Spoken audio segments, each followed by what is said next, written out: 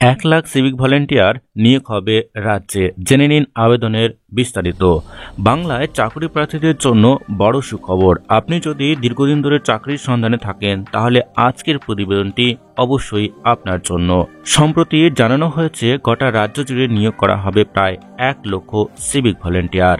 যে সকল প্রার্থীরা মাধ্যমিক উত্তীর্ণ হয়েছেন তারা আবেদন জানাতে পারবেন এই পদে। নির্বাচিত প্রার্থীদের এই পদে প্রতি মাসে 9,000 টাকা বেতন দেওয়া হবে। দুয়ারে লোকসভা নির্বাচনের আগে দেশের সমস্ত রাজনৈতিক দলগুলি সাধারণ মানুষের আস্থা অর্জন করতে বদ্ধপরিকর।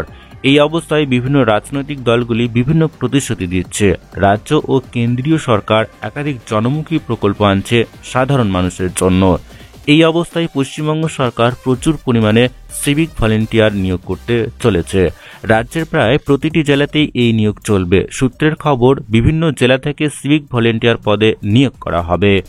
35,000 থেকে 1 লাখ সিভিক ভলেন্টিয়ার নিয়োগ করতে পারে রাজ্য সরকার।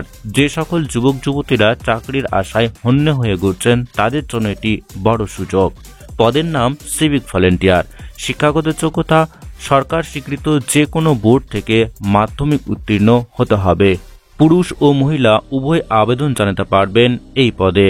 মাসিক বেতন প্রতি মাসে 9,000 টাকা বেতন প্রদান করা হবে।